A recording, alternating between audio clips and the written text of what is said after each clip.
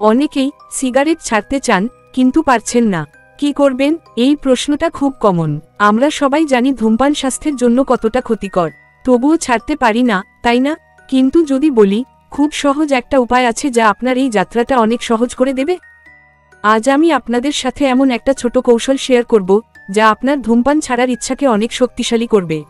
এটা কোনো ম্যাজিক না, কিন্তু এর কার্যকারিতা দারুণ। অনেকেই এই পদ্ধতি ব্যবহার করে সফল হয়েছেন, এবং সবচেয়ে বড় কথা, এটা সম্পূর্ণ বিনামূল্যে। আচ্ছা, আমাকে একটা কথা বলুন, আপনি কেন ধূমপান করেন? হতে পারে স্ট্রেস কমানোর জন্য, বন্ধুদের সাথে আড্ডা দিতে দিতে, অথবা হয়তো ব্রেকের সময়। এই সব কারণগুলো আপনার সাবকনশিয়াস মাইন্ডে গেঁথে আছে। এই কারণেই আপনি বারবার ফিরে যান সিগারেটের কাছে। আমাদের আজকের কৌশলটা হলো কারণ বনাম ফলাফল। আপনার কাজ হলো একটা কাগজ নেওয়া এবং মাঝখানে একটা লাইন টেনে দুটো ভাগ করা।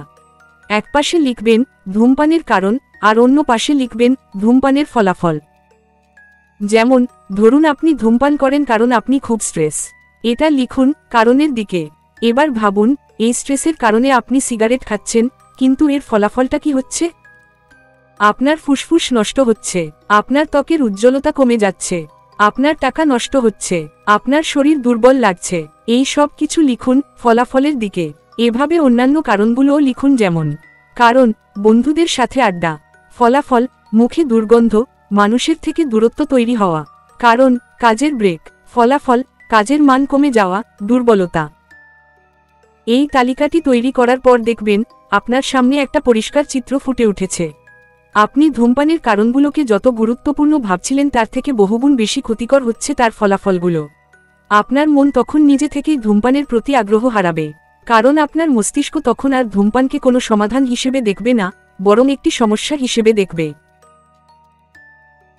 আমি জানি এটা খুব সহজ মনে হচ্ছে, কিন্তু বিশ্বাস করুন, এই ছোট কাজটি আপনার চিন্তাভাবনার প্যাটার্নটা পরিবর্তন করে দেবে। যখনই সিগারেট খাওয়ার ইচ্ছা হবে, তখনই এই কাগজটা একবার দেখবেন। নিজেকে প্রশ্ন করবেন, আমি কি এই ক্ষতিকর ফলাফলগুলো চাই? বেশিরভাগ সময় উত্তর আসবে না। বন্ধুরা, ধূমপান ছাড়ার জন্য সবচেয়ে বেশি প্রয়োজন হলো আপনার মানসিক দৃঢ়তা। এই কৌশলটা সেই মানসিক দৃঢ়তা তৈরি করতে সাহায্য করবে। নিজেকে ছোট ছোট লক্ষ্য দিন। আজ একটার জায়গায় দুটো কম খান, কাল আরও দুটো।